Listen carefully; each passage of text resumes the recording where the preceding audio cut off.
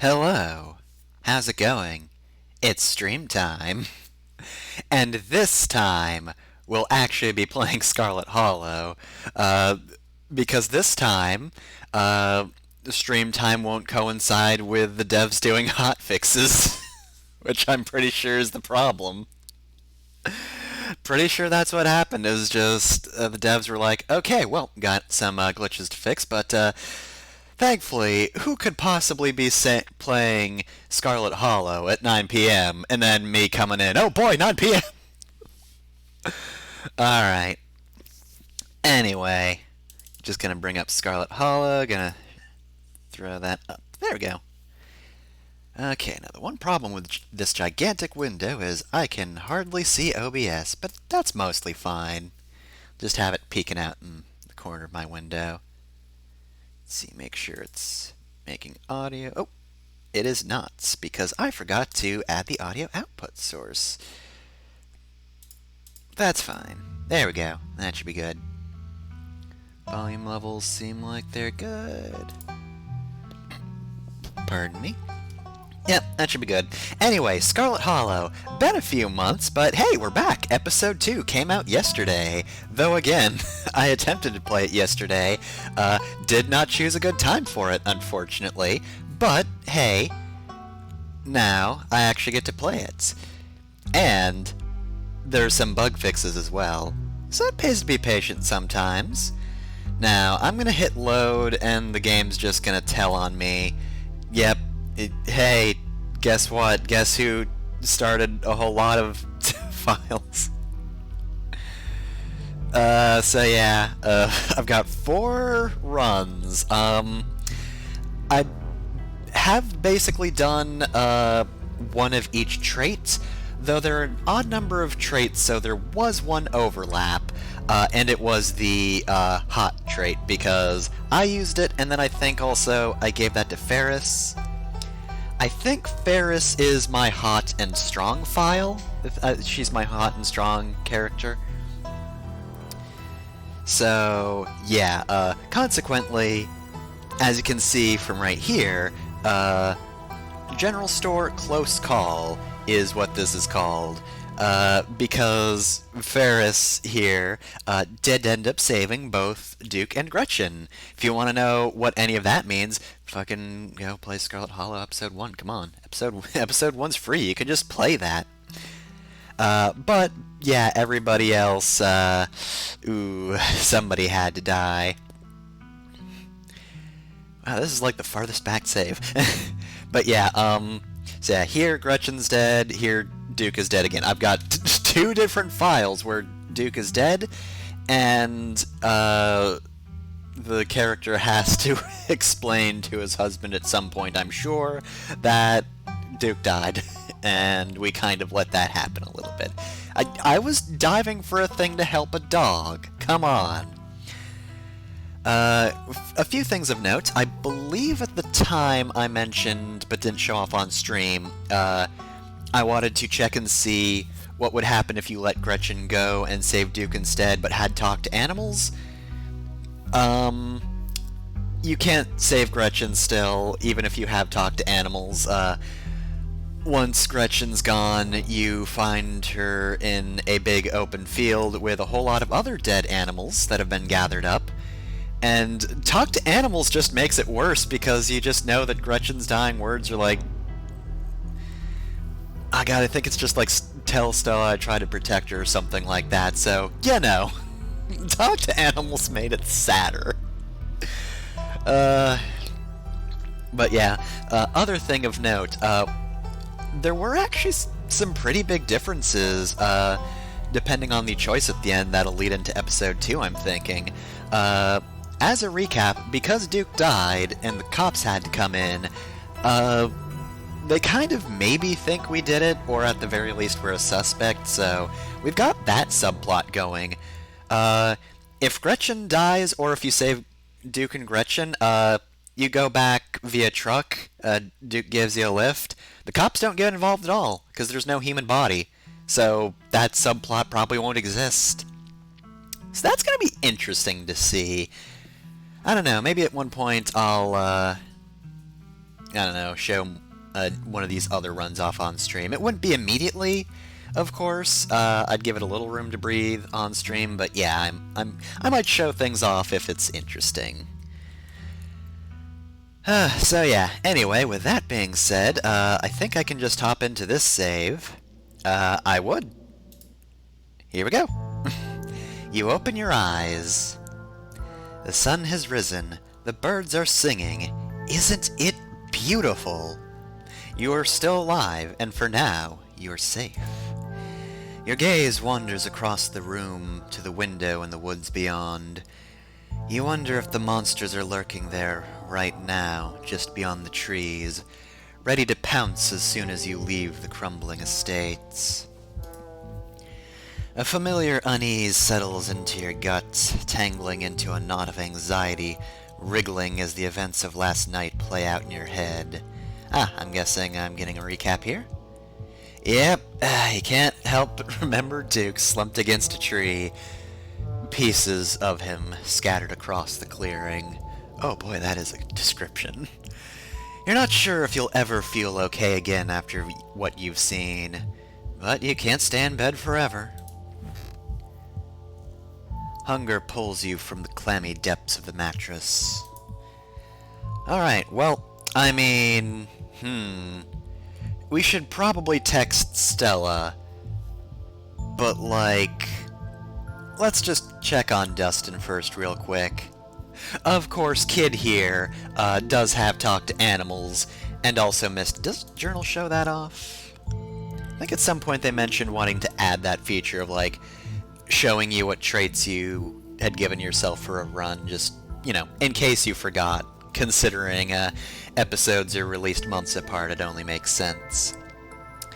But, yeah, just in general, one of the other choices I made was about Kid's living situation, which was they live with a single... oh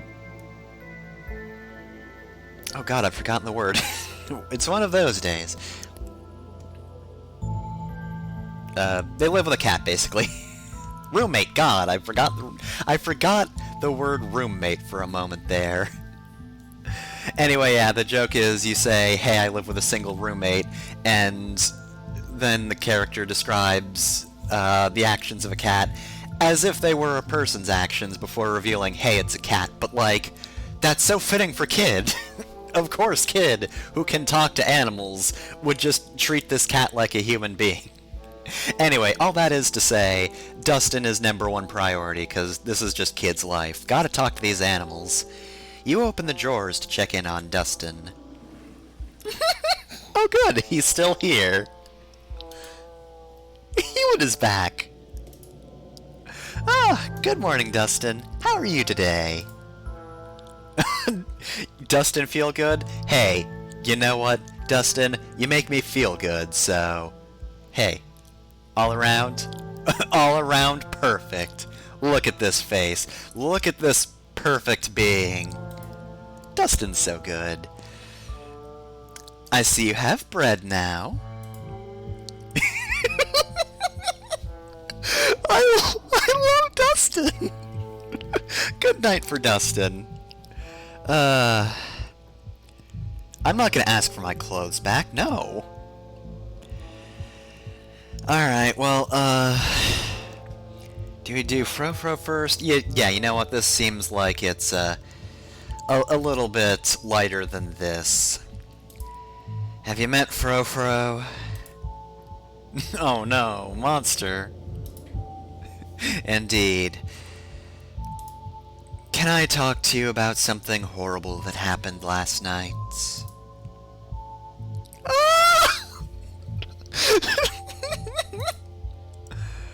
Oh.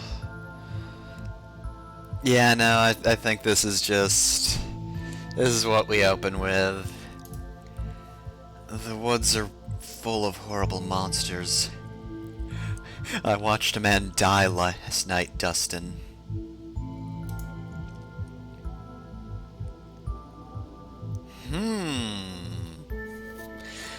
This is some good advice, Dustin. It feels like you're giving me some pressing advice for later in the game. I'll have to keep that in mind. Thank you, Dustin. You are a sage, Dustin. Thank you. Thank you. It was nice to catch up, Dustin. I'll leave you be. Dustin's perfect. I love him. Alright, okay, yeah. Stella's probably pretty stressed right now.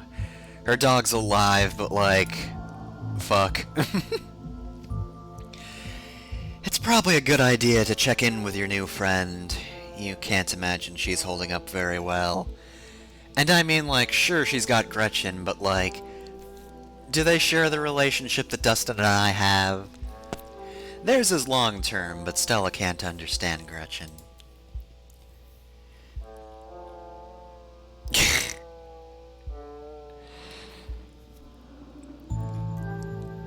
Yeah, I think... I think Kid's just gonna go in with the, you know what? Yeah, tired cat. Oh, no! Look at that cat!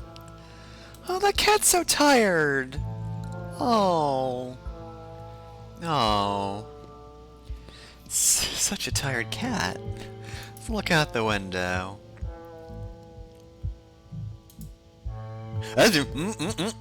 Oh, I just realized oh, wait, no, you can't see my mouse cursor. Okay, I saw something. I don't like that. I saw that, don't you think I didn't? Alright, let's leave the window. Maybe you'll head out there and investigate after you've finished waking up. Do I want to? I saw a thing on screen.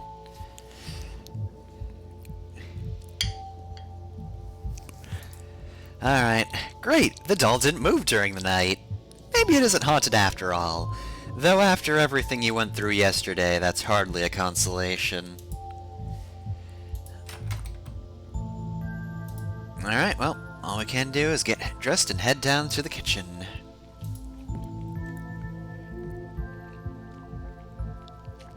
Hey, Fro.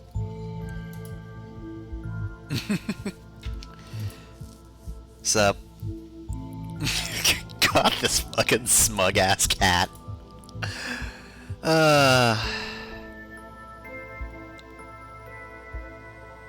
Oh, obviously. Gretchen sends...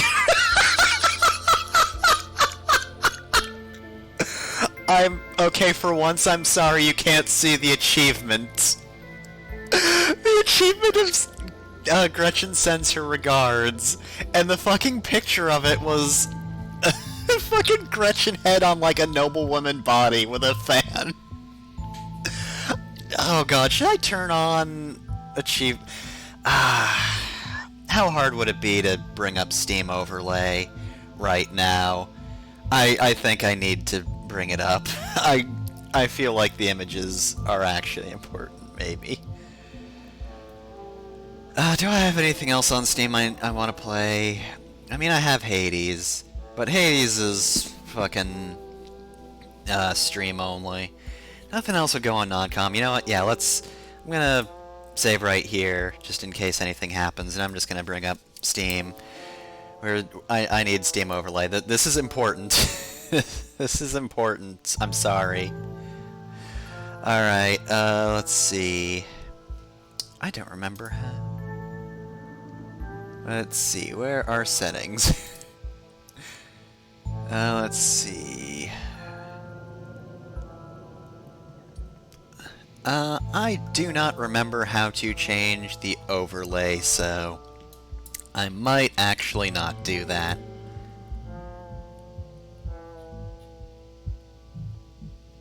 Yeah, you know what? Okay, that's just gonna waste time. Trust me, it was a very good picture. Anyway, Gretchen sends her regards.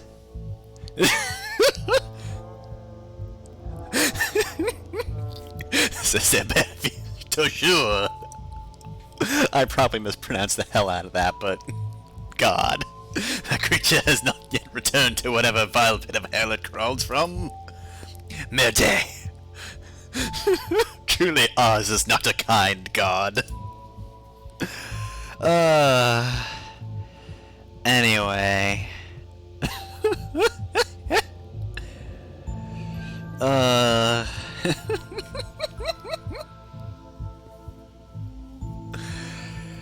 Have you noticed anything weird around here? We ran into these horrible things in the woods last night, and... this garbage cat. Oh. Hey, it's Tabitha. How's it going? Yeah, they probably did. Hey, yeah, guess what? I watched a man die, Tabitha.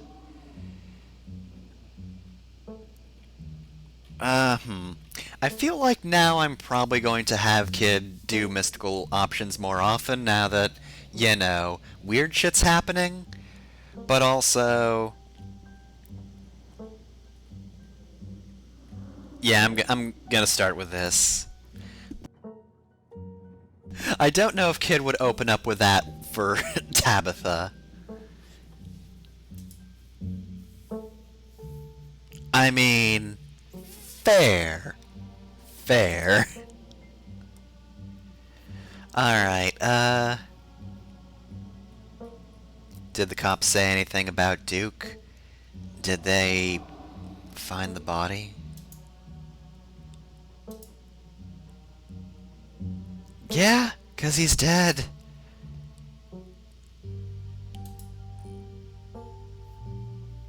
I'm surprised you did, Tabitha.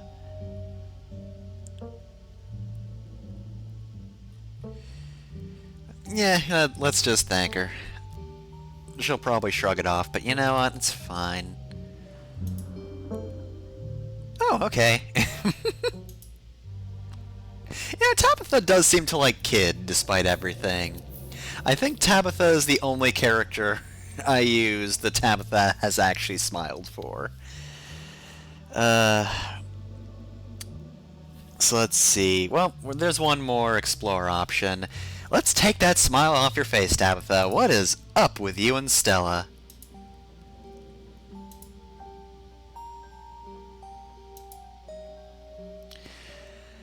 Alright, well, none of these are explorers, so how do we want to end this off?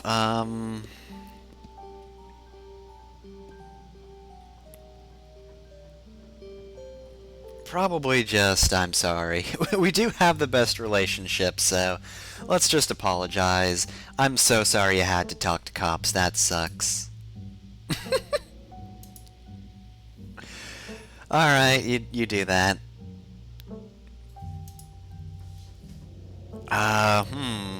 No promises here.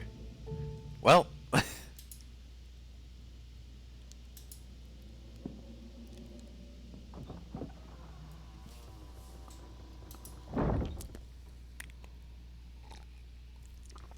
Alright.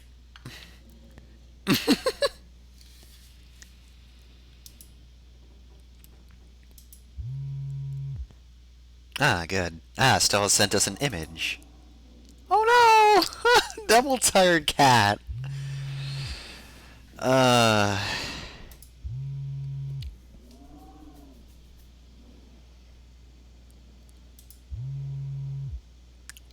Stella's got scones? Hell yeah.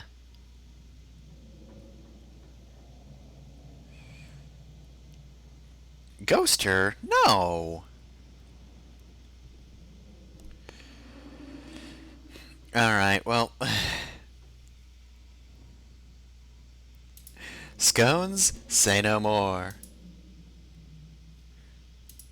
Alright, well, we don't need to make PB&J. We've got scones. Though that being said... I suppose... we should investigate the garden. As your eyes wander to the garden door, you shudder, remembering the brief glimpse of something you saw from your upstairs window. It was probably just a raccoon, but the uncertainty of what you saw gnaws at you and compels you to investigate, if only to prove it was nothing. At the very least, you don't see anything now. Hell no, go back inside. Yeah, let's investigate a little further. You wander farther into the garden, trying to pinpoint the spot where that thing had been lurking, if indeed there had been a thing to begin with. Well, this is Explore, so might as well. The garden is peaceful, but undeniably eerie. Here, more than anywhere else, you're surrounded by the ghost of what this place used to be. A greenhouse sits in the midst of the overwhelming greenery, unreachable from years of neglect, its glass clouded and cracked. Statues reach out from within seas of weeds as if begging to be rescued. And most strikingly, behind a pair of rusted metal gates, at the very peak of the mountain, sits a graveyard. You can make out a few of the headstones, the Scarlet name carved deep and proud into their faces. You notice what a good view someone would have of your window if they stood where you're standing right now. Well, let's check the ground for clues. You crouch down, pushing aside the greenery to examine the soft earth. Don't know what that is, but that's a footprint. Is it Wayne again? Is it Wayne Radio TV? Is he still haunting me? A boot print. A big boot print. And what looks like some kind of viscera. Your thoughts turn to the specter from the night before. You snap a quick photo, just in case it comes in handy later. I mean, this'll explain to Stella why we're a little late. Especially with scones on the line, so... You send the photo to Stella. Look what I found in the garden across from my window. No way that's Tabitha-sized. At the very least, I think Stella will enjoy that. You head back inside. Time to figure out what to do with the rest of your day. We don't need a PB&J. Let's head to town. The walk back to town is much less pleasant today than it was yesterday, when you didn't yet know that the woods were full of monsters and strange men who knew your name.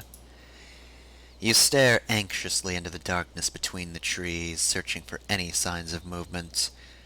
But the woods are still, at least for now. The autumn-tinged mountains, sprawling for miles in every direction, now feel less like beautiful scenery and more like the walls of a cage. Your phone buzzes in your pocket. Yep, get the hell out of there.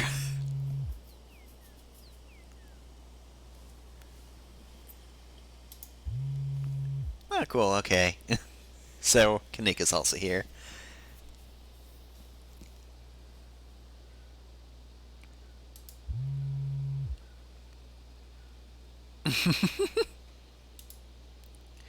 Sounds like they're having fun.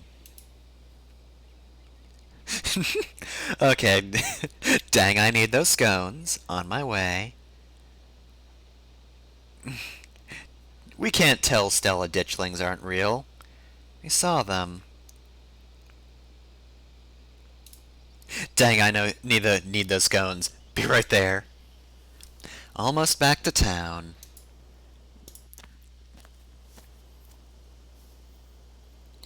You make it to town in one piece. No creatures jumped out at you. No scary men blocked your path. The sight of other people is comforting, helping you forget the things you've witnessed as if they'd happened to someone else. So here's Avery. Don't know if we'll be seeing them often, but they're here now at least. Well, that's worrying. Yeah. Yeah? Hey, Avery. Notice how you haven't seen Duke recently? Uh,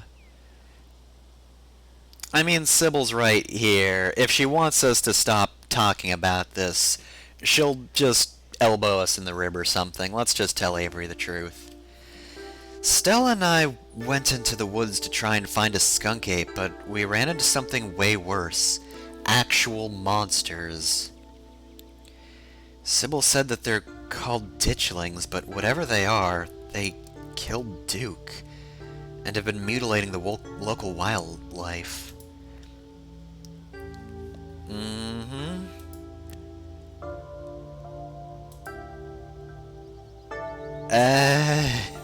That's what I've been worried about this whole time. Okay, it didn't have to be me doing that. That's good to know. I mean, I didn't know the man well. I saw his husband die. That's about it. Don't think that's a great person to come by your house and tell you what happened. Yeah, sucked. I mean, that sounds great, but...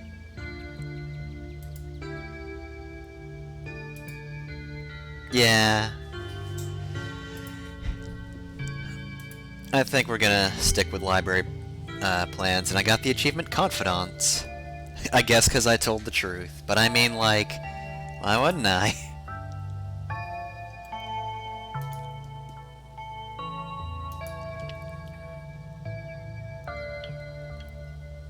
Yeah, you know what? Let's try the mystical option.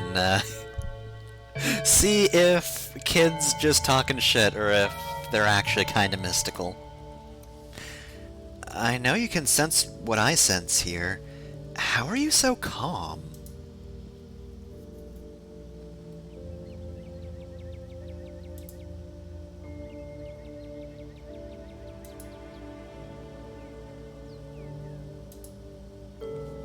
Stay safe, kid. Great kid. Don't get cocky. You probably have a bit of time before you're needed at the library.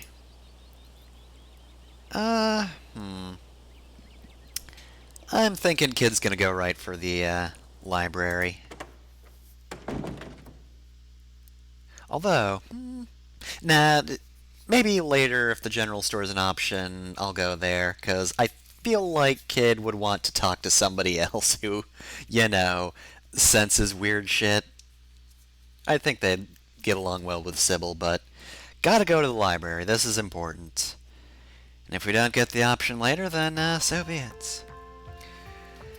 What once must have been a stately foyer has since been converted into rows of shelves.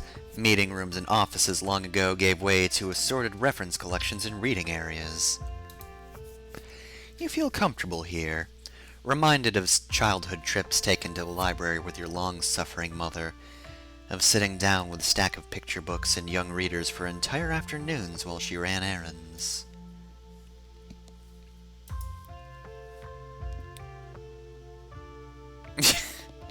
I don't know if that would read as a joke. I feel like that would be Stella's sense of humor, but I don't want to push it. You head over to Stella and Kanika's table and settle in. Hey, Gretchen. Happy dog. Hey, I see that. I fucking see that. I don't trust that laptop sticker, not one bit. You fucking stay there, motherfucker. You fucking stay right there, you hear me? You fucking stay there. I did. Oh, We have not officially told anybody that we can understand Gretchen. I feel like kids should mention that at some point. Actually, you know what? Sure, if anybody looks at us weird, we'll just fucking explain it. Hey, we can talk to animals. At this point, who fucking knows? Who cares? You've seen monsters, it's fine.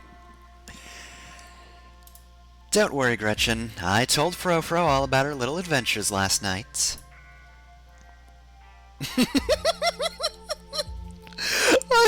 I love their rivalry. Yep, sure did.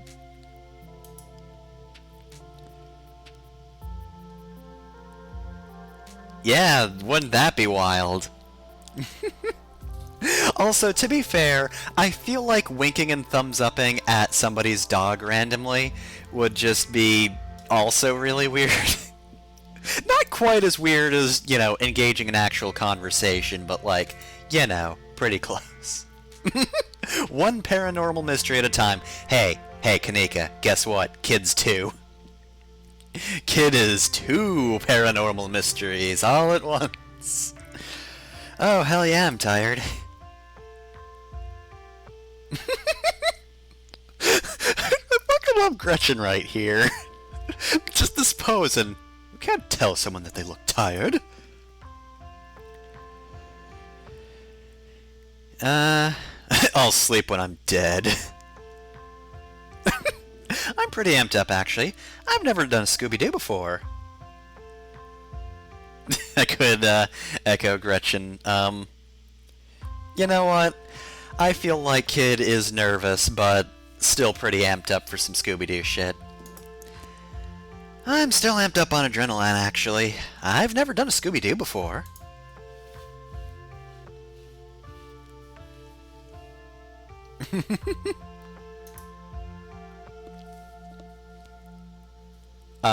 Excuse me? Fucking talking dog right here. Is she nothing to you? Aww. Hey Stella, Gretchen really wishes that, you understood her. Should I just be like go-between now? Can I just translate your dog for you? Can I translate your dog?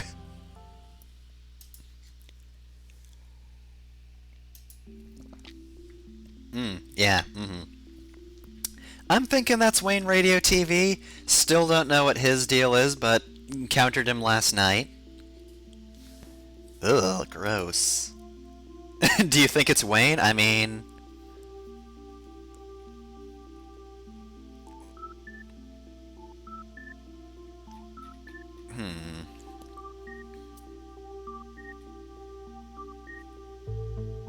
These are all pretty good options.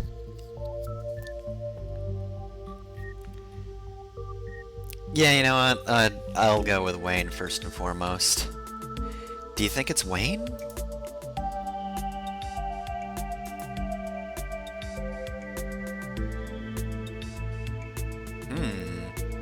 Oh, also, worth noting, one of the stretch goals for the Kickstarter of this was to give everybody different clothing for every episode, because, it's a day-by-day thing, so everybody changes.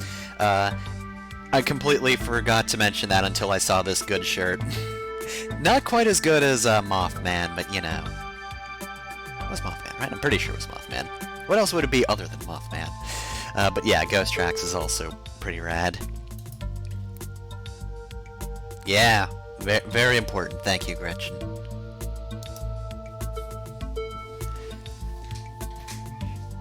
Yeah?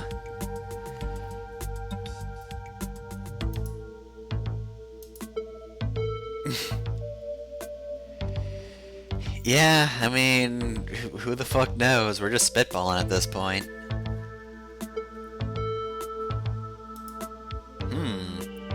Hello, librarian.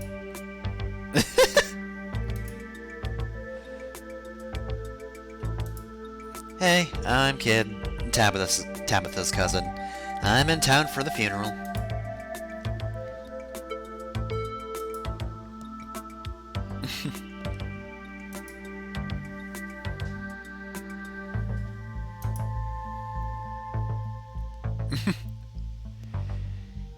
Chief and only librarian.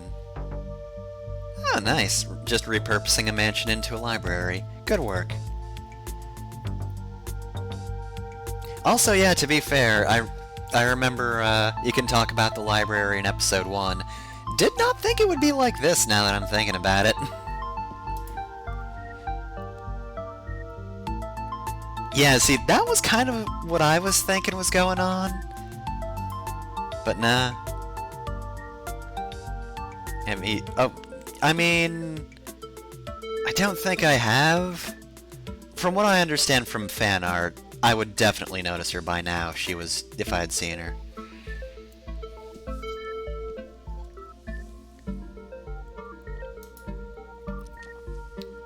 Proton John, yeah. Troublemaker, that one. Can't trust him.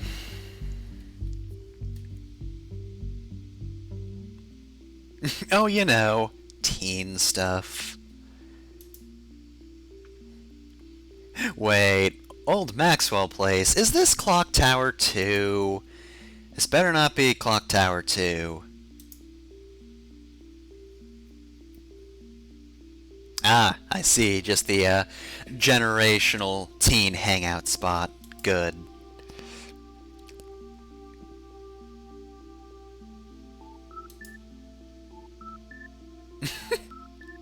Now, Rosalina, stop hanging out in weird abandoned buildings that will probably fall apart. Alright, Yeah, no, let's not just randomly mention the ditchlings. I'll be honest with Avery, because they deserve to know. But... yeah, I don't know Oscar, let's just say.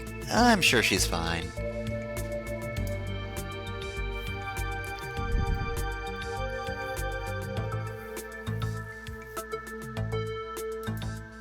Okay, so, Kanika's gonna mention it. Fair enough. I mean, yeah, I guess to be fair, we probably should bring up the ditchlings. Yeah, they're weird ghosts. I was gonna call them murder ghosts, but technically they aren't murder ghosts. They did do a murder, but, like, they're only the harbingers of doom, not the actual doom.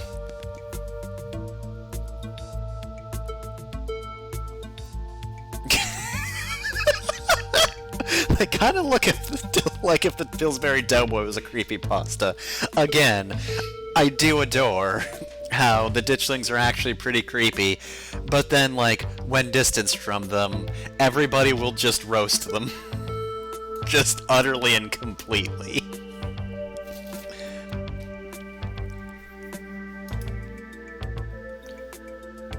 You're almost doing the anime glasses thing.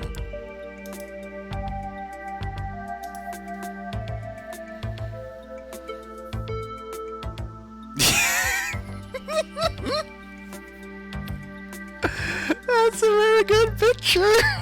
I love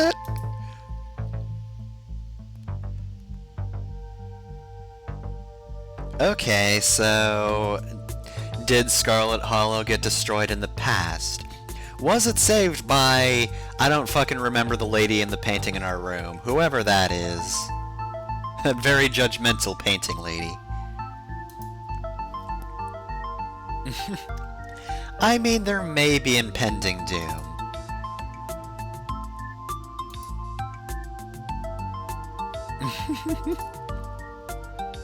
Ah!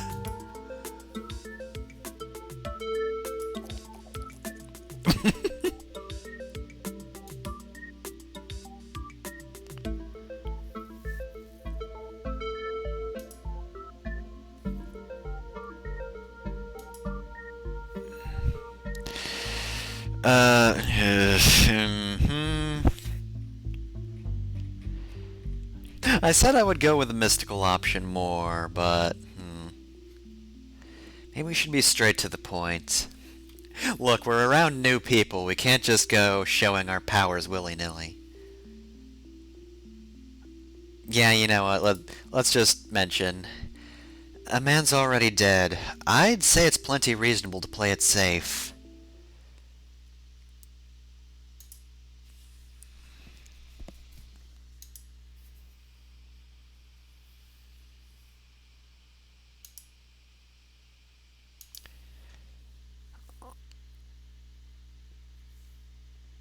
Will do.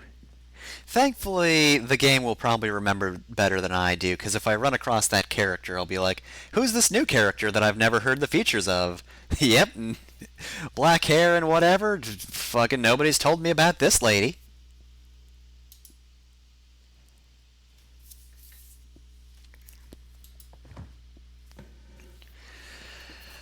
Alright, Stella sets a massive pile of books on the table and pulls up a chair.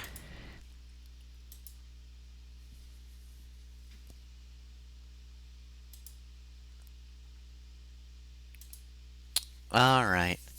Oh, what's this bat? Is that just a cute bat, or is that a reference?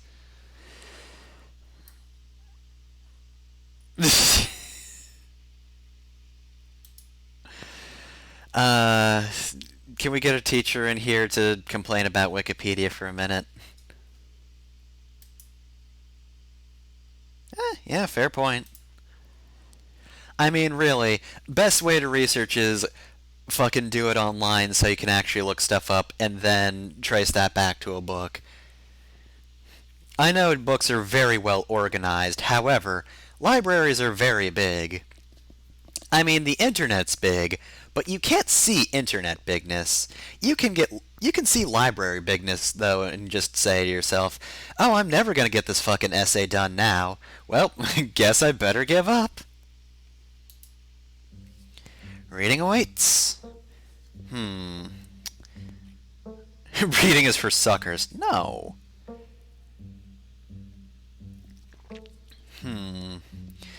So let's see. So we could read about the coal mines. We could read about Silas Scarlet, soldier, woodsman leader.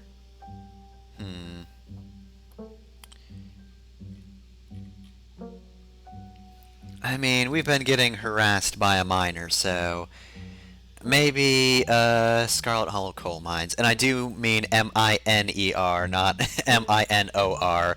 We're not getting fucking harassed by a kid. Fucking 10-year-old just comes up, "Hey, motherfucker, your life's hell now thanks to me. I'm just gonna stand up and declare that your life fucking sucks, 'cause I'm ruining it." You bully yourself, and I'll just describe it. What the fuck is this child I've made up? Why have I made up a garbage child to harass me? Also, yeah, that bat is adorable. Anyway, forced into retirement at age 50 due to a war injury from his time in the Indian Wars, exasperated by his short stint serving as a captain in the Confederacy, Silas Scarlet also lost his two eldest sons to that bloodiest of wars, leaving his third eldest son, Andrew Jackson Scarlet, to take charge of the mine. Well then,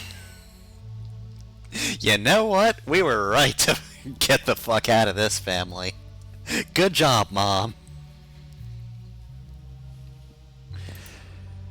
Jesus Christ. Fucking naming your kid after Andrew Jackson. I want to wedgie him. I want to bring him back to life so I can fucking wedgie him. Right now.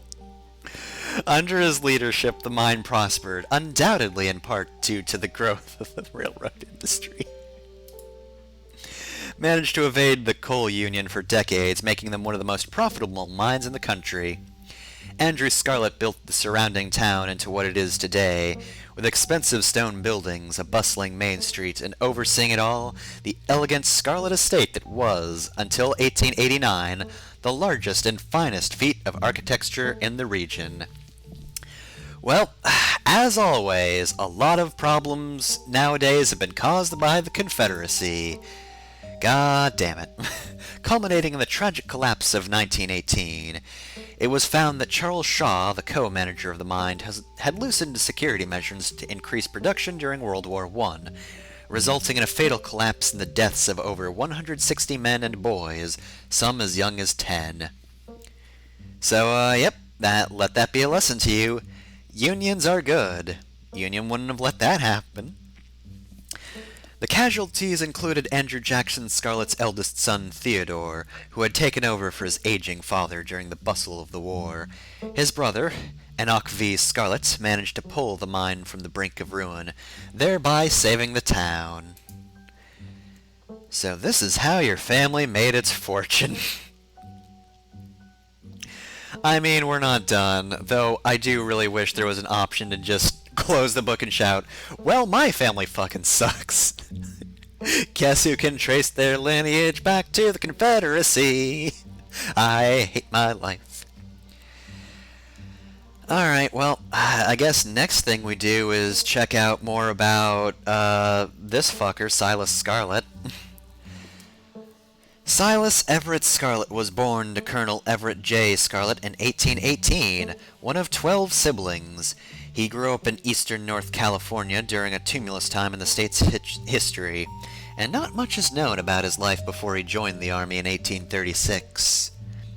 He quickly rose through the ranks, in part due to his father's connections, but also due to a particular ruthlessness for which he received the nickname Bloody Silas Scarlet.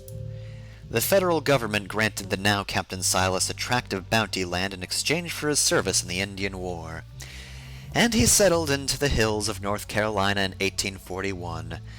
That land would become Scarlet Hollow.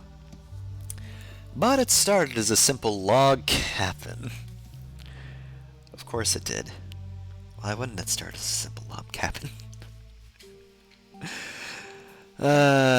Built by Silas's own two hands, occupied by his family of 10. Silas, his wife Mary Joseph Scarlet, and their 8 children, who were all born in a log cabin. Logging business brought many workers and fellow landowners to the hills, but it wasn't until Silas discovered rich seams of coal running underneath the entire region that Scarlet Hollow was really put on the map. He saved what he could and bought the surrounding hillside at a great discount, cleverly hiding what he knew about the land's true value. Thus, he had all the resources to found Scarlet Hollow's now famous coal mine. What a dickbag. You're finished with this one. There are more pages to it, but you can't stomach any more of this hassle. Alright, anyway, enough about monsters. Let's read about Appalachian folk monsters. A few entries catch your eye. Wampus cat. A large cat-like creature with a loud, howling voice, often said to sound like a woman crying out in pain. Tommyknockers, enigmatic cave-dwelling creatures primarily known for causing mischief. Talipo, a creature with a long tail and wide yellow eyes. Well, none of these are ditchlings. But I feel like we should know about the Wampus cat. Because, I feel like at some point, much like Dustin's warning, I feel like at some point we're going to hear a woman crying out in pain, and we're going to need this info to go, now hold on a moment. That could be a fucking Wampus cat. Wampus cat. You don't know, it's Wampus now. That's just a generally good picture. Often linked to Cherokee legends, some cite the Wampus cat as originating with a story of a woman who sought vengeance against a monstrous cat demon for driving her husband mad. She hunted it down and, by wearing a bobcat mask, tricked it into using its own vile magic on itself, freeing the people of their region from its evil. Others say the creature comes from the story of a woman who wore the pelt of a wildcat to witness forbidden hunting rites. The hunters of her village gathered to perform the rites, and she watched in secret from underneath the cat's pelt, but was soon discovered. For her indiscretion, she was fused with the pelt and transformed into a creature that was neither human nor cat, forced to wander the wilderness alone, feared by all. Her calls are those of great sadness and serve as a warning to anyone who dares go against tradition. Sounds important. Now what about the Talipo? There was a hunter who lived in a tiny cabin in the middle of the woods, all alone with his hunting dog. One night, after a particularly bad week of hunting, both their stomachs empty, the hunter spied something out of the corner of his eye. Some small creatures had gotten into the cabin through a hole, and before he could even figure out what it was, he'd drawn his gun and fired at the thing, his hunger guiding his actions. But it was quick, and ran back through its hidey hole, and out of sight, leaving only its long black tail shot off by the hunter's rifle. "Guess this'll have to do," he said to his dog, and threw the tail in a pot to cook a soup. He and his dog ate well that night, the tail filling them both up. The hunter crawled into bed, satisfied, and his dog curled up at his feet. He woke up to the sound of long nails scrabbling across wood. His dog was nowhere in sight, only a rumpled spot on the covers where he'd been. And in the gloom he saw two big yellow eyes staring right at him.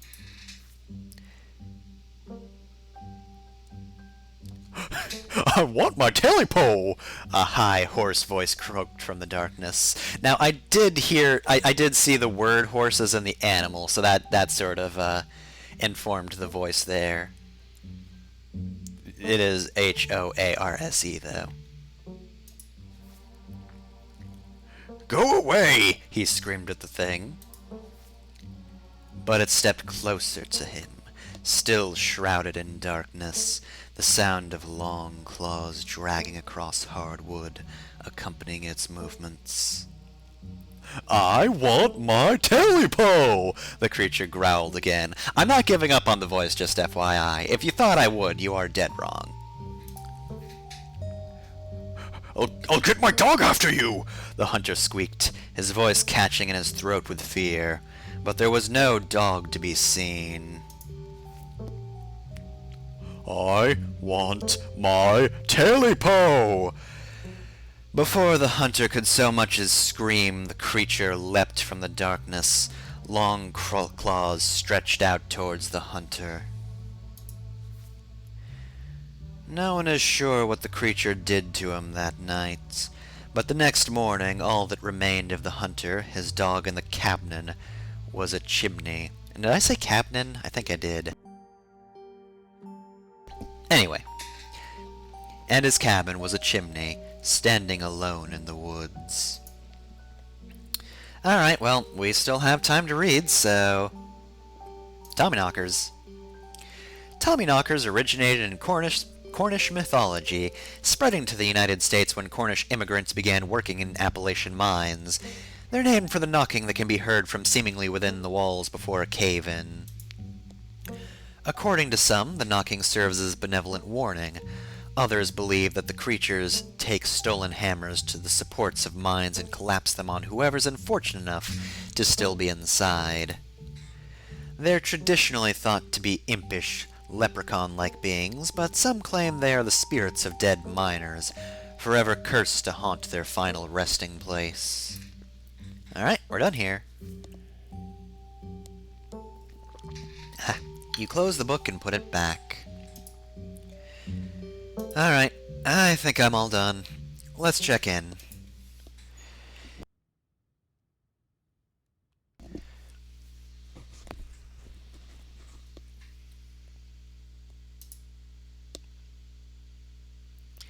Okay, so we have the Confederates and nuclear incidents. Fun. Oh, hello. Before you can respond, a handsome black cat leaps onto the table. Stella quickly slams her book shut. Oh, Pixel. That's a cute name for a cat. Look at the fucking cat! The fucking cat's just like, yeah, I'm gonna shut up all of the paper. Ah, so Gretchen likes this cat. Did Stella bring the good stuff?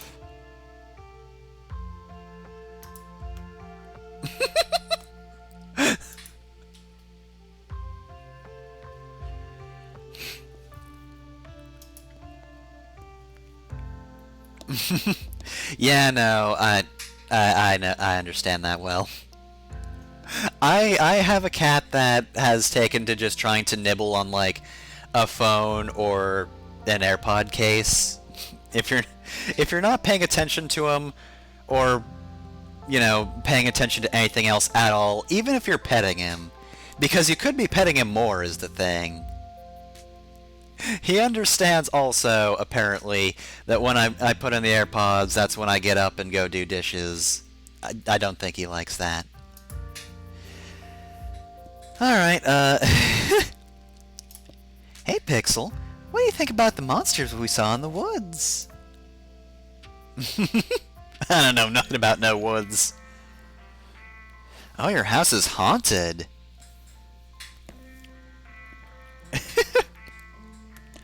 Oh, how would Kid react to this?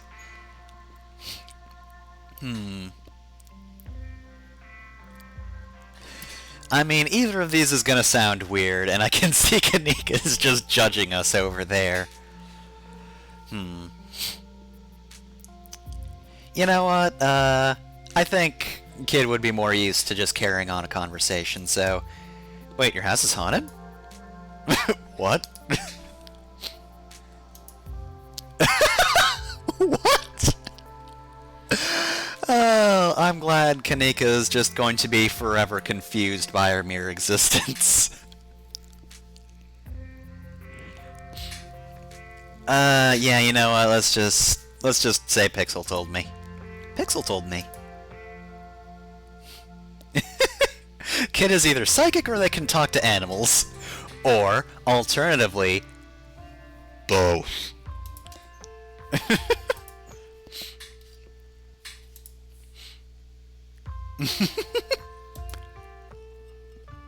There's too much scritches. Oh, jeez. Not happy about those extra scritches.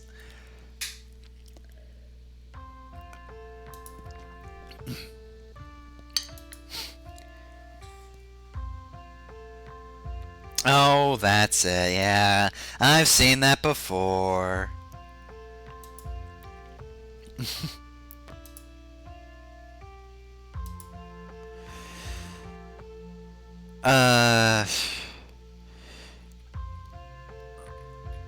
Yeah, you know what? It's totally a ghost. Let's go bust it.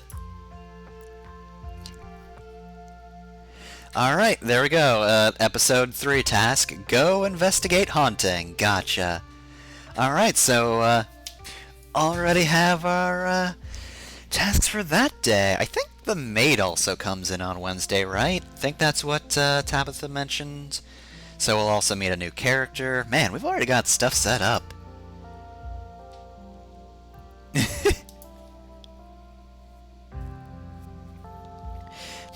Alright, well, Pixel, I like you. You seem like a good cat, but I've got to ask the important questions. Why do you let a paper shredder freely wander a library? Why don't you mind your own business?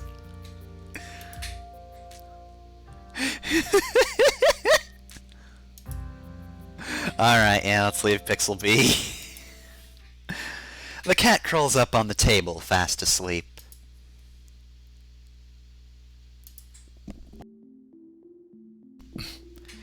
Alright, so let's see.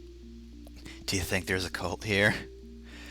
Alright, so... well, a whole lot of explore stuff, dang. Alright, well then... yeah, let's start with this.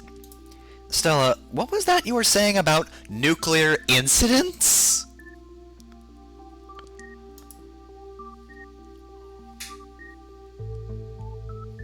Oh, is that all?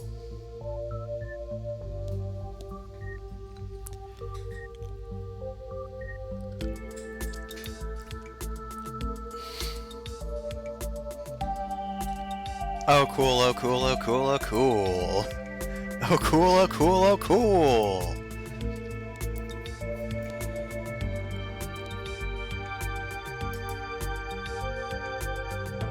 Awesome, great. I don't think we want to dig this up, Gretchen. So the nuke made the ditchlings.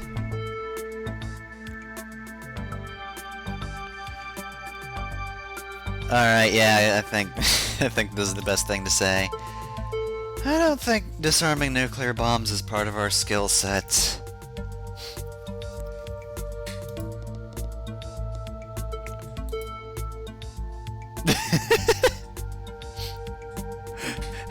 We don't know anything about nuclear radiation. It could work any which old way. And then Kanika's just like, no, Stella, there's a whole science behind radiation.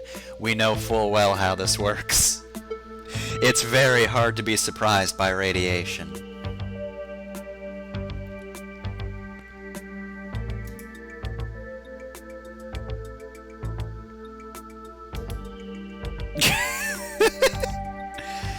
Alright. Well, I mean, Stella did just mention this, so... Oh, wait. This is a whisper, so... I don't... I guess, yeah, we'll do this one. Do you guys think there's, like, a cult here?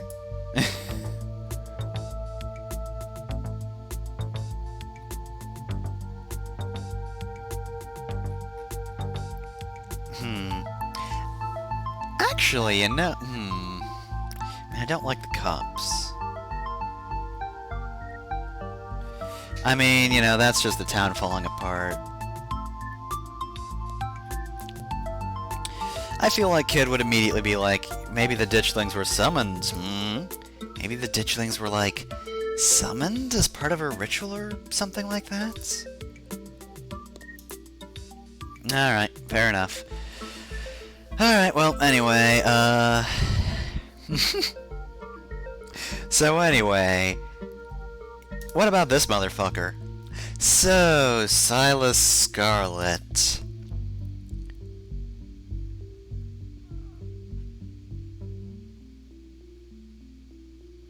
Oh god, shut up. Shut up, other option, no. Oh god, no. Ugh. No. Ugh. Eesh. I figured old money from the south wouldn't be great, but, he sure did some things to get where he was, huh?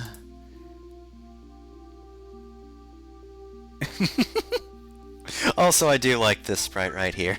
That's a good face.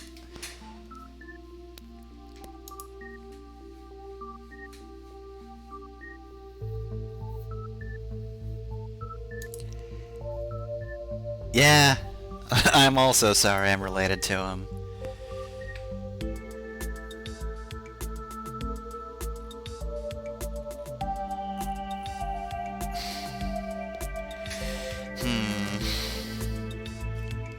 I mean, hey, why not throw this in? We're spitballing, so...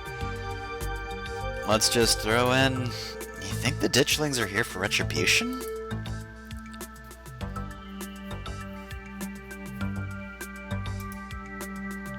Yep. Alright, so yeah, let's just keep going down this path. So about the coal mines here...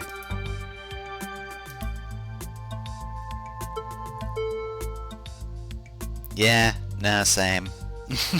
I love a good crevasse.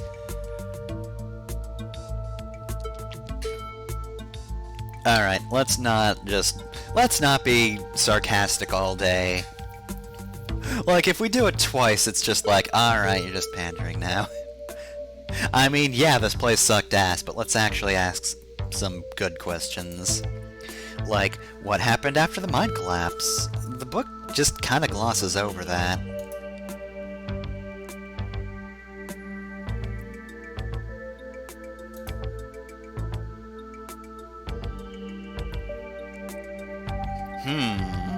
Present tense. Oh, surely, yeah. I hope.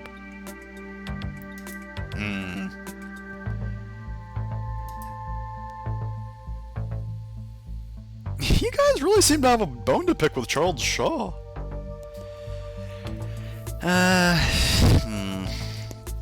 Again, I don't feel like that really adds anything anymore. Although, it would be good venting, huh? Yeah, you know what? I had to fucking read 2 books about how our lineage sucks ass, so you know what? I changed my mind. Let's vent. A union-busting mine collapsed from poor working conditions. Color me shocked.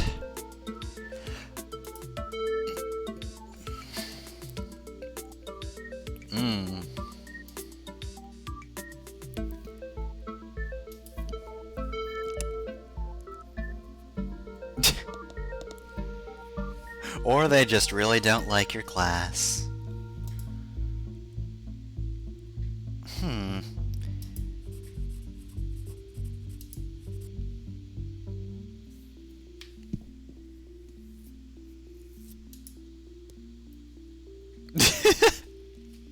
You're just kidding, right? This is a LARP. Right, guys? Right?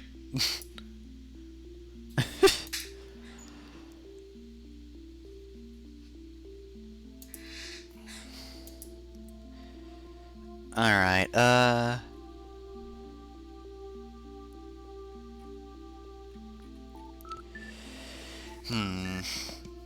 I mean, I'm not the biggest fan of how this is worded because it just sounds kind of confused, like, oh, why don't you like Charles Shaw? Because he sucks.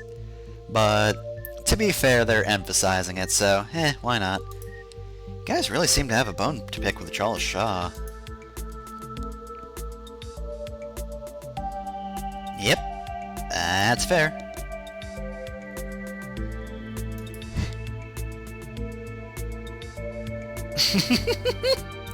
Can I see it? Alright, so let's see.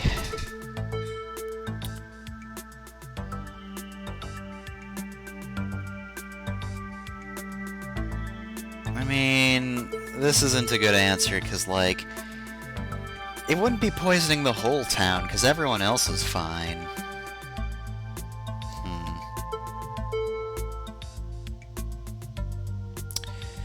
I don't know if I agree with Stella either, because the ditchlings were in the woods. And I mean, I guess to be fair, it could still be connected to the mines, but, you know, given their location,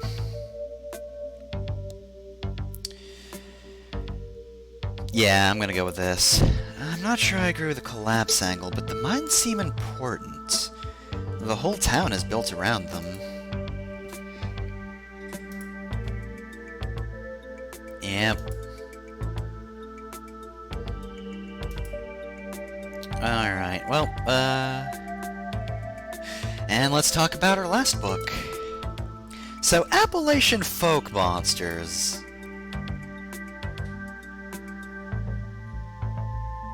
Do you think Wayne is a Tommyknocker?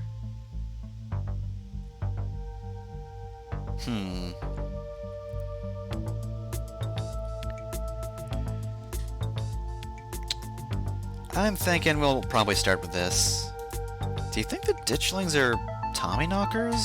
Or what with the whole warning thing? That's like their whole thing.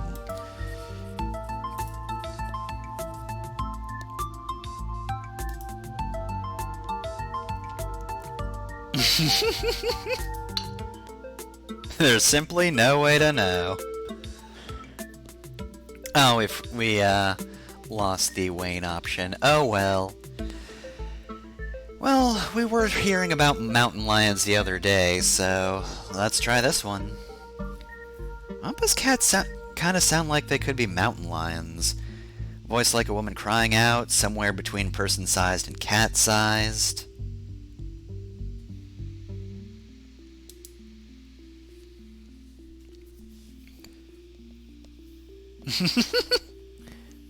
I mean, cryptids are everywhere, but mountain lions? Ridiculous.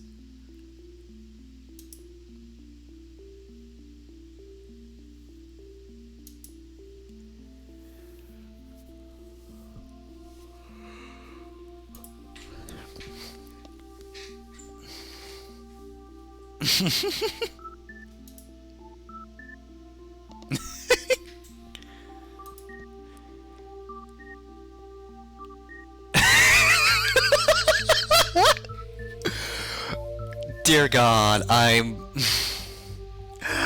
really hope we encounter a Bigfoot. I want to encounter a Bigfoot. I mean, that would have been amazing otherwise, but you know what? Now Kanika has to eat a piece of paper. She has to literally eat her words. My mom used to tell me that Telepo story back when I was little. I can't believe I forgot about that one. It scared me so bad I didn't eat soup for years. I thought a monster might try and dig out of my stomach if I did.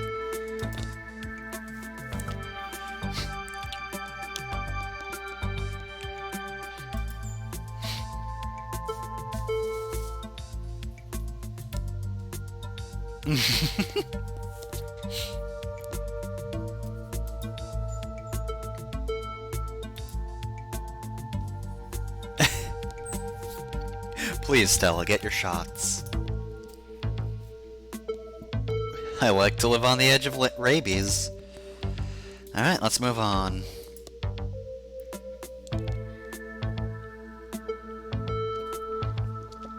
Alright, let's see.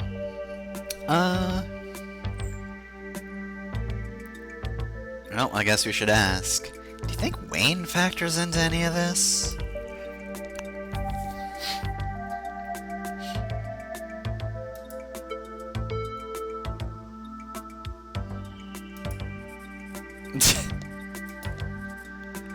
Alright, well, it's been a little while. I guess we'll ask. Have you had any luck with Rosalina?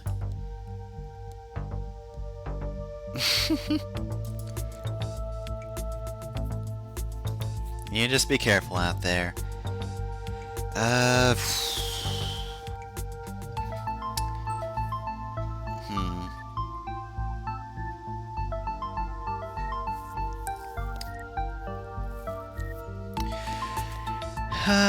think at the moment...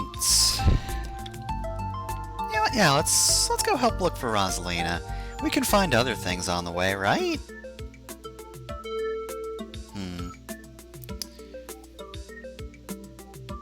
Although... So what would Kid do? I'm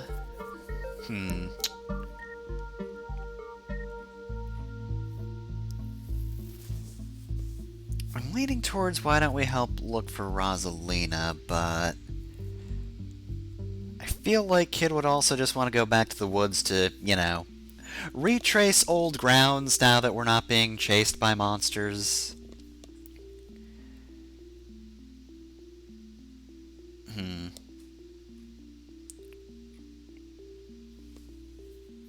Yeah, let's go to the woods. I think we should head back to the woods. We know those creatures are there. Anything else right now is just speculation. Yeah?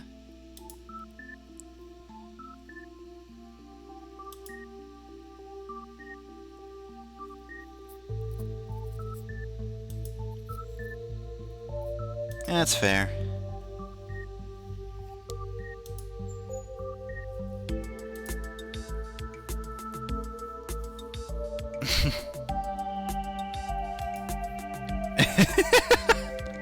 I don't like that ellipses.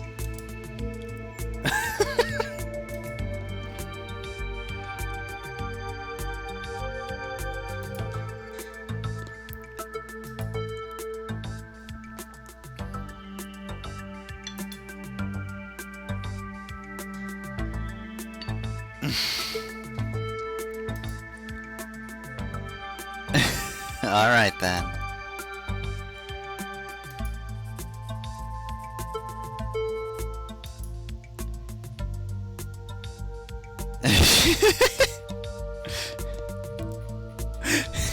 Mystical option. Ugh, railroading.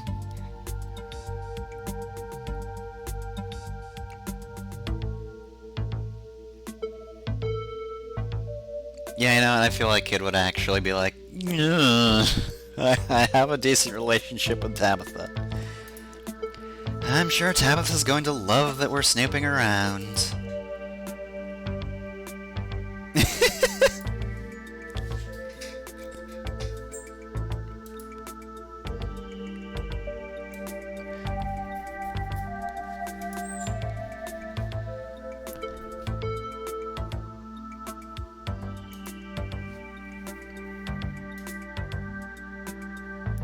Ah, yes, Reese. Yeah, we only got a phone call from him in episode 1. Didn't see him in person, though.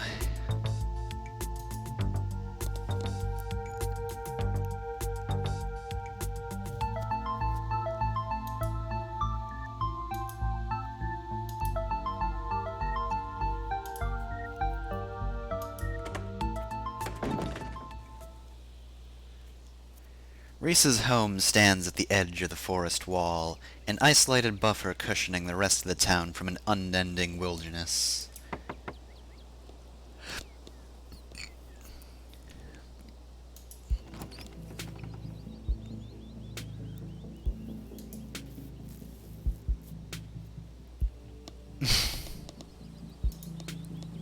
Hey there, how's it going?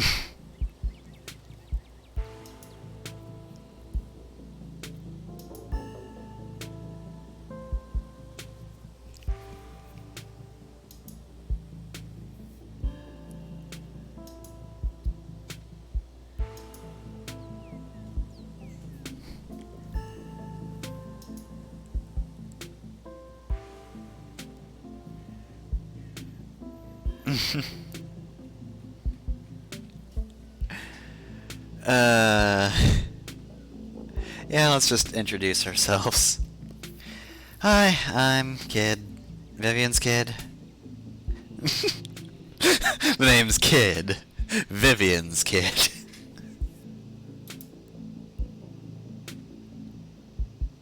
Oh dear.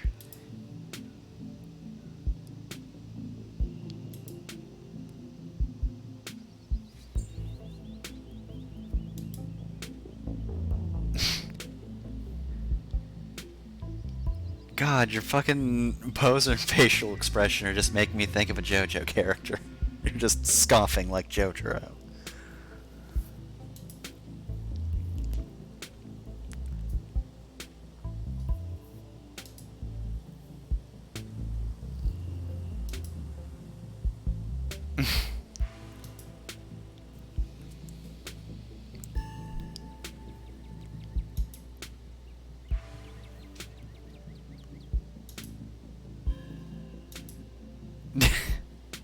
Not for him. Ginger ale's pretty good. Oh no!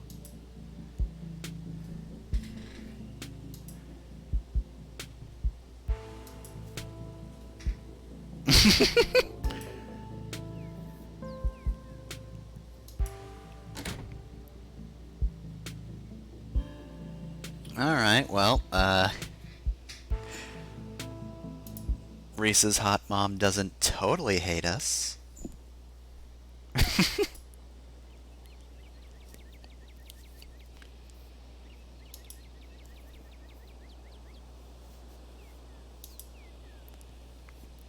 I mean, yeah, probably. Could be both.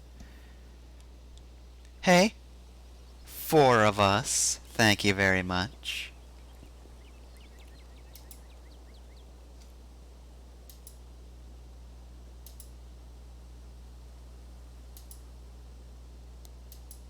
Alright,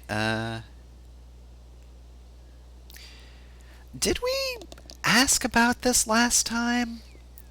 Because I know in episode 1, Stella does actually give us a reason why she doesn't like being in vehicles, but I think Kid may have skipped over that dialogue.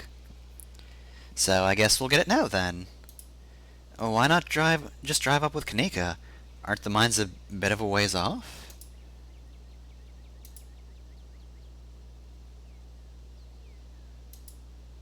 Alright.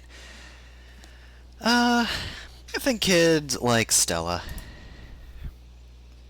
Into the woods, again, is the achievement I just got. With some very ominous looking eyes in it. Alright, cool, cool, cool.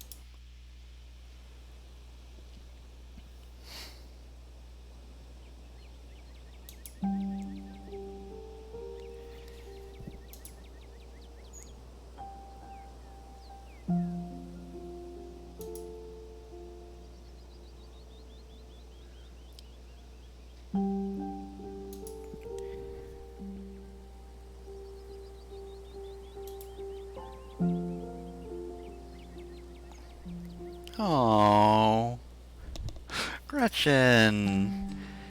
Stella pauses, searching for what to say.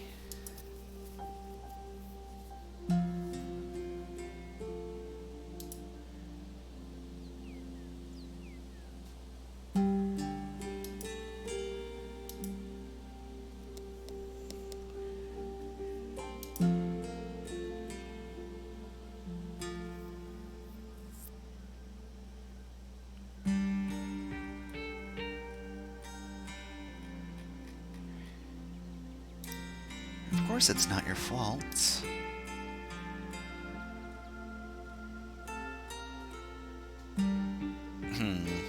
How guilty does Kid feel? Definitely not Gretchen's fault. Don't fucking blame Gretchen. Gretchen's got the blood rage. We know this about her. I don't know how Tabitha factors into this at all.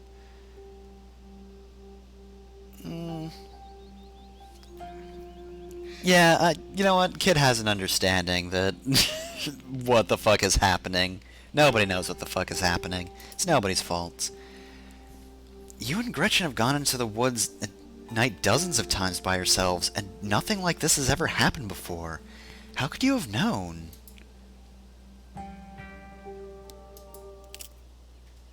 The conversation comes to a dramatic halt, with you, Stella, and Gretchen all whirling around to face the source of the sound. I think the bird is fine, Gretchen.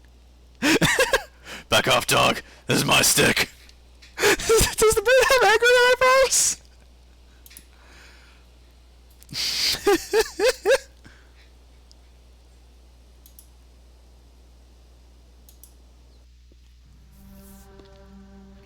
Kanika casually leans against your van as you and Stella emerge from the woods.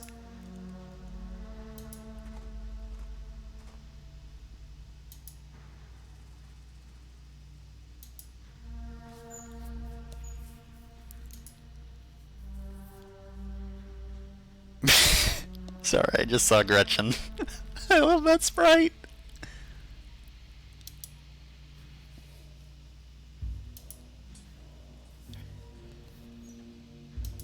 Definitely relieved.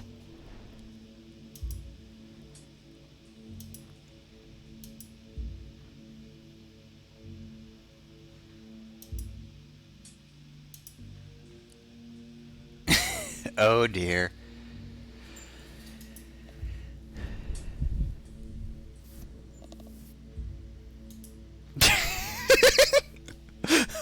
What can I say? I thrive in the limelight.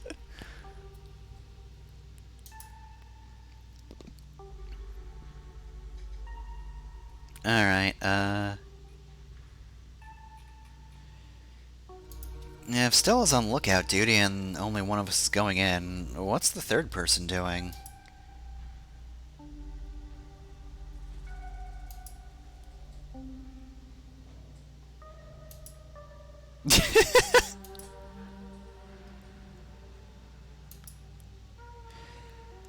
Alright, oh,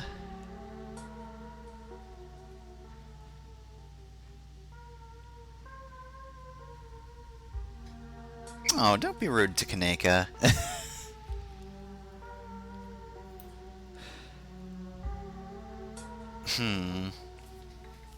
I mean, I think, Kid would volunteer to go in. But how so?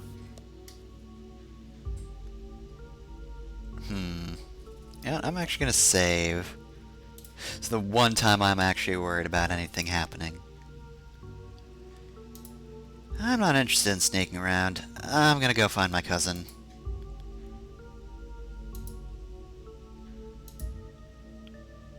Why not?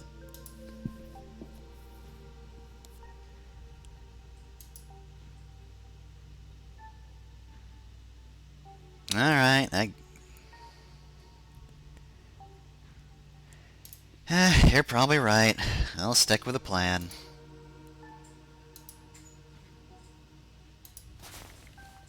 Kanika hands you a pair of earbuds.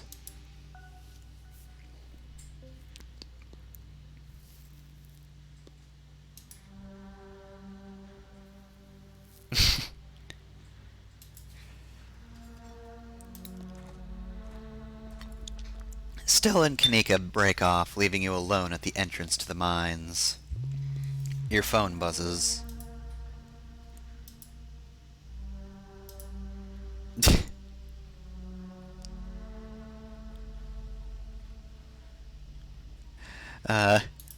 Won't people notice that I've got earbuds on? It's called multitasking. Nothing to do now but enter the worksite. Alright, here we go. You pass through the unlocked fence and enter the property of the Scarlet Hollow mine. I'm in. No, we promised we wouldn't find Tabitha. How do you do, fellow miners? You approach the nearest group of miners, a blonde woman, a broad-shouldered man, and a long-haired older man. Their uniforms identify them as Harrison, Davis, and Zax.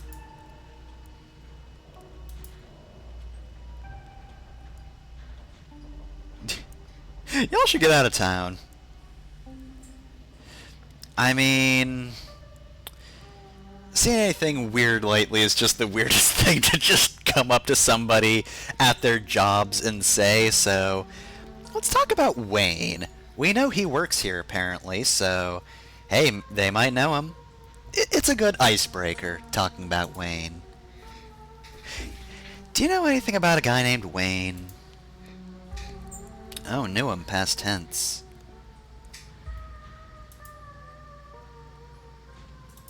Oh, what happened to him? The miners shift for a moment, uncomfortably glancing at one another.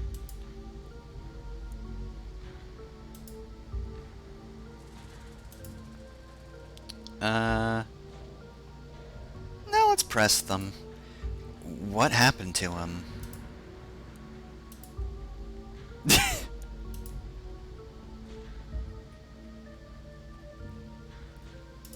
Just tell me what happened.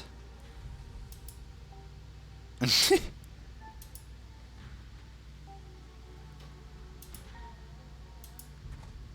that didn't go well. The miners pack up their things and leave. Well, that's worrying. Alright, so clearly something happened to Wayne, and clearly it's something that someone would get in trouble for if authorities were to find out. So let's just approach another group of miners. How do you do, fellow miners? Before you can reach the miners, you're struck by an intense feeling. You recognize the hollow terror as the same thing you felt last night when you set your eyes on that awful man in the miner's jacket. Hello again, Wayne Radio TV.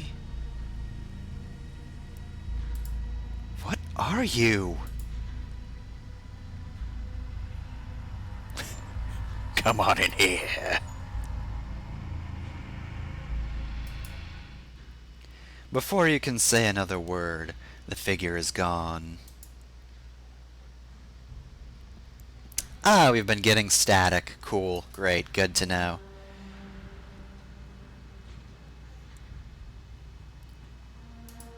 Wayne got the jump on me.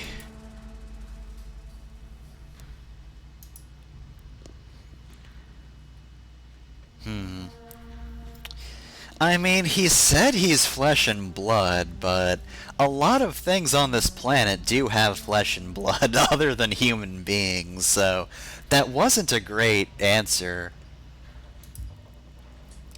Whatever he is, I don't think he's human.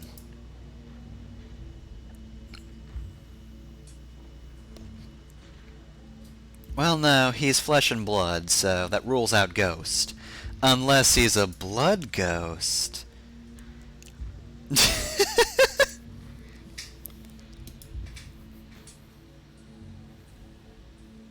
Aw, thanks, Stella.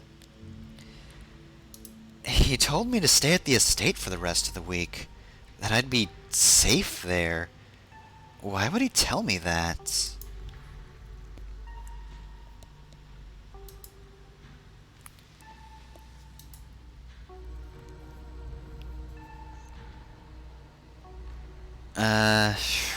Alright, let's keep going. When trying to make me leave just means that we're on the right track. I'm not about to back down. I mean, you don't really have our back, 'cause, like, if anything were to happen to me, you could not reach me in time to save me, but, you know. Alright, let's approach another group of miners.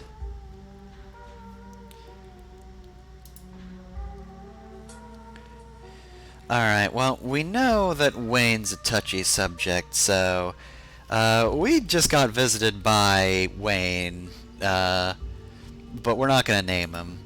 Have you fellas seen anything out of the ordinary lately?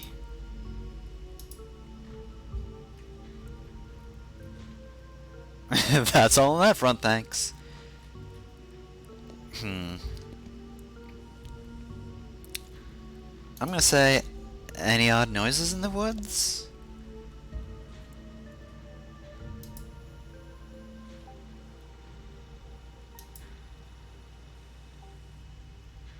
Oof, jeez.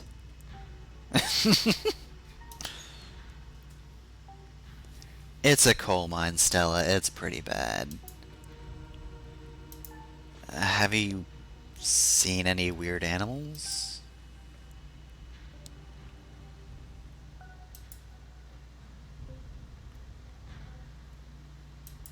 Oof.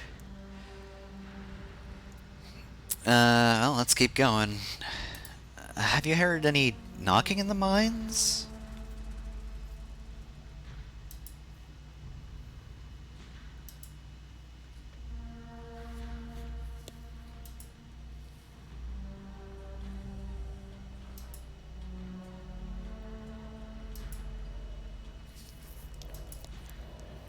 And lastly, hey, I got accosted by a weirdo wearing a veil just at a coal mine, just to hide his face. He seems kind of ill. Anything on that?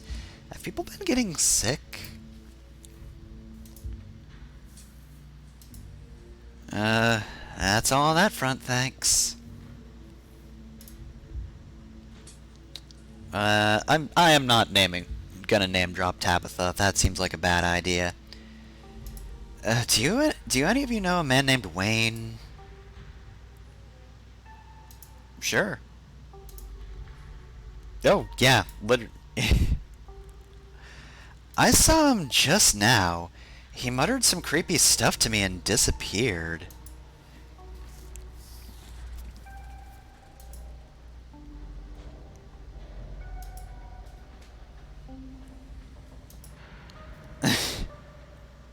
The name on his jacket, just like yours.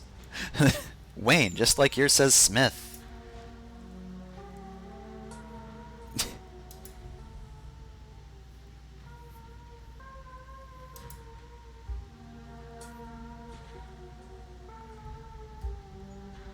Huh. Alright, so a lot of people think that Wayne is dead. And he might be. No one's quite believing that I've seen him. The miners stand in silence for a moment, considering what they've just heard.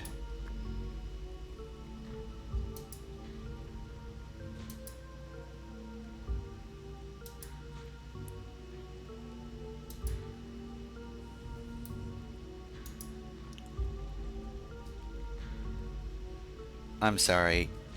Are we talking about Tabitha here?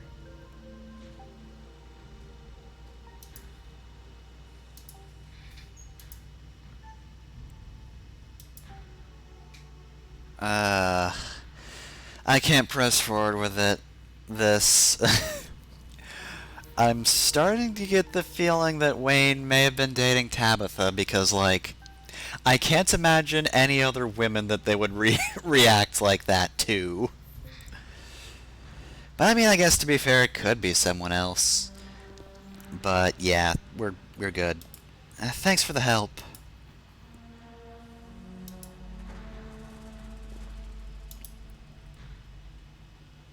Oof.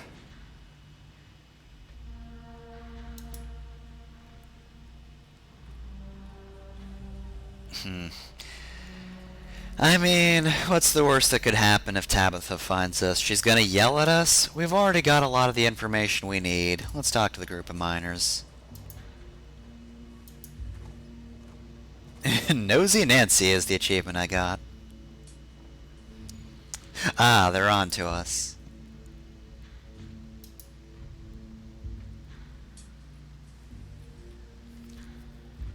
Alright. What can you tell me about Sam Wayne?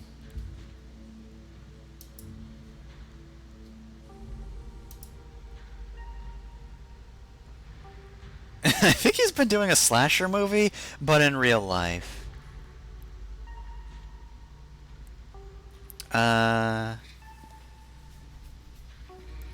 Oof, none of these are explore options. I mean, it doesn't sound like he had a nasty spat with an ex. That seems like kind of a heavy thing to just tell these people. Yeah,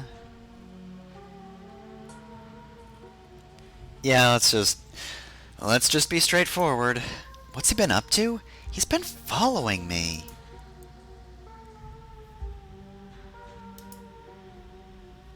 Yep, boss lady. Okay, it was Tabitha. Cool. Got that info as well. Stella audibly gasps.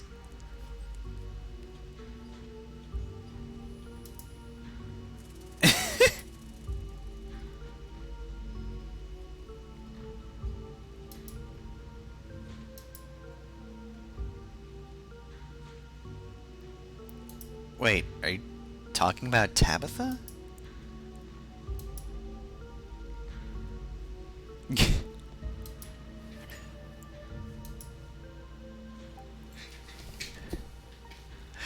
I'm guessing Stella and Tabitha had a thing. Alright, well, well, you know what? This is like the most natural place to actually mention it. So, what do you think of Tabitha? The two men uncomfortably shift for a moment.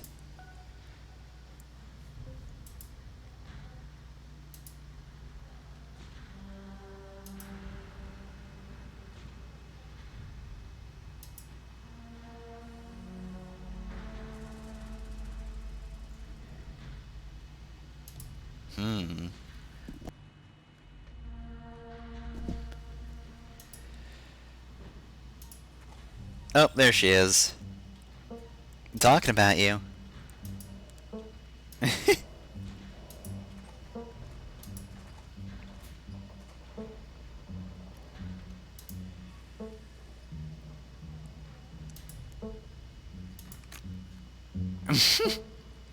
Hey, that was probably expensive.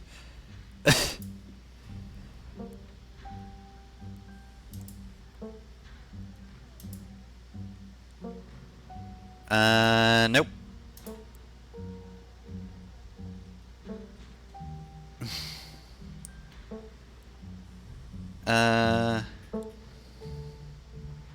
You know what? No. You're here. You've got 5 minutes. You were dating Sam Wayne. What happened to him?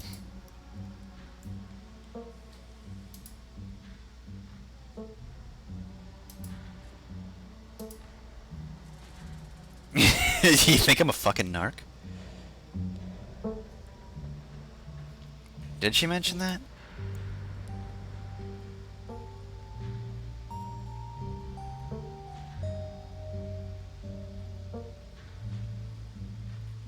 No, she didn't mention it.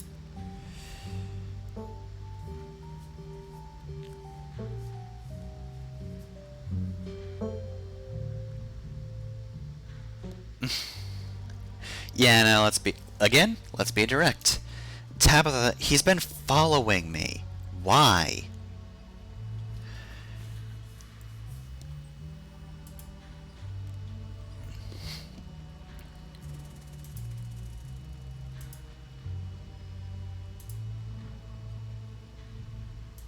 Nope. Tabitha rushes off to her meeting. You stoop to the ground and pick up Kanika's earbuds.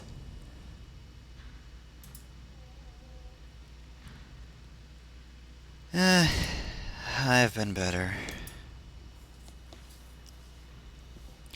You're interrupted by a sudden movement out of the corner of your eye. A girl carrying a bundle of snacks pops through a hole in the fence and disappears over the crest of a hill. Oh, okay, yeah, there was Rosalina. Clearly, she's doing a delinquency.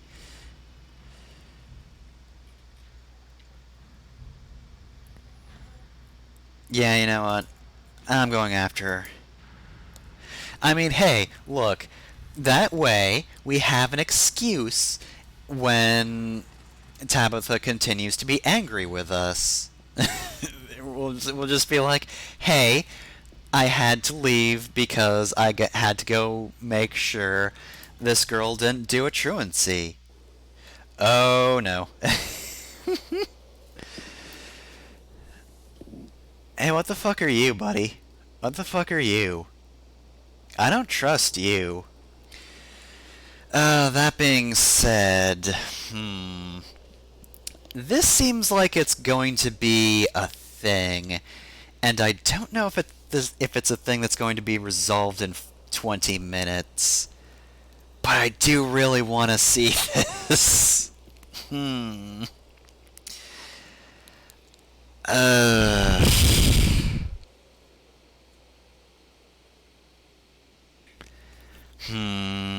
Yeah, you know what? I'm thinking I'm gonna save here and call it a night. Cause I don't know how much more of this episode is left, but heading into a mine to see if I can save a little girl from possibly doom? Or maybe it's just a normal abandoned mine. I don't know. Could be completely safe. Maybe this will take like 2 minutes. We'll be in, we'll be out, she'll be back to her dad. But I'm not banking on that. So, dang, got a whole lot to digest from this one. Lot set up for future episodes, you know, we've made plans. We have things we're going to do. But we also got to work on trying to figure out this mystery. Problem is, we are at the beginning phase, so I don't really have any good guesses. We have been drawn to the mines by our research. It's just been a whole lot of, hey, hey, hey, the mines seem pretty important. We should investigate these, so it's been leading up to this, but I don't know what it might have to do with the ditchlings. And of course, we did read about 3 new monsters. Who knows if they're going to be relevant? I mean, hey, if we find any taily toes, I have given them the dumbest voice, so I'm not threatened by them. I've created preventative measures to make sure that taily toes aren't going to be a problem. And that's the fact that anytime you see one, you're just gonna laugh. Because I've just made them seem ridiculous. Anyway. Alright, so yes, now that this game is functioning, next Friday is going to be the next stream of Scarlet Hollow, 9 to 11 p.m. again. I'm guessing if this is about the same length as Episode 1, give or take, that'll be the final stream of Episode 2. Unless I decide to play as a different character at some point, which I might. I don't know. We'll see how I feel at some point. I don't know, I might just play through with all my characters and just call it good. All the other 3 playthroughs are mine and mine alone. You can't have those. But yeah, 9 to 11 rather. God, 5 to 11 would be a very long stream. 9 to 11 next Friday, more Scarlet Hollow. Next Saturday might be the end of Ghost Trick. It definitely seems like it's heading to climax. From what I can tell, it feels like it certainly, though could also be a very long final chapter, so maybe it's the second to last one. Who knows? You'll just have to tune in to find out. But that's that Saturday. Next Tuesday, Hades, 5 to 7 p.m. Eastern Time. It's more Hades. I am not doing well enough, unfortunately, to give you any major status reports. I've been floundering a little bit, been getting a lot of little gameplay victories, but fortunately not much more in the way of setup for the rest of the gods figuring out what's going on and kicking my ass over it. Started getting those messages, haven't been getting many more. And then let's see, Thursday is going to be 7th Stand User. Gonna be doing the alternate route. That streams 5 to 7 p.m. again. Did I mention it's on Thursday? I hope I did, because that's the important parts. And then LP-wise, Monday's Roll Chan 6, Friday's Mario and Luigi, Wednesday's blank for the moment. I'll probably get around to recording the second episode of the new LP soon, so probably like 3 weeks before the LP starts, thereabouts. And then let's see, other stuff. Wednesday, 8:30 or 9 o'clock p.m. Eastern Time is when Tabletop starts. We're playing Lancer on twitch.tv/Batalisk. That's a lot of fun. You should go listen to that. And then Friday, Stay in Your Lane, a Serial Experiments Lane podcast. That's on Loca's channel. Other than that, yeah, I think that's about it for plugging. I feel like at some point this week I'm going to go on to... I'm going to start episode 2 as, the me character, the character that is named after me and more or less is me. Yeah, I'll probably at some point just get up to this point or this point equivalents and then stop so I don't spoil anything, but hey, if I do end up doing that, I'll report any major differences to you. I mean, I can tell you one thing, not going to be talking to Frofro, 'cause I can't. I don't have talk to animals. I'm just hot and I think it was empathetic or whatever that trait was. I saved, right? Oh, right, but there's no way to specifically find what my other trait is. Okay, so if I go to main menu, and then I hit... Oop, and then the computer slows down a lot for some reason. Boy, I've just been having that problem lately. That's weird. Oh well. Blah. You live in the city of blah, named after me. Okay, so yeah. It was hot and must have been Keen Eye? Yeah, I think it was Keen Eye. So yeah, I have hot and Keen Eye.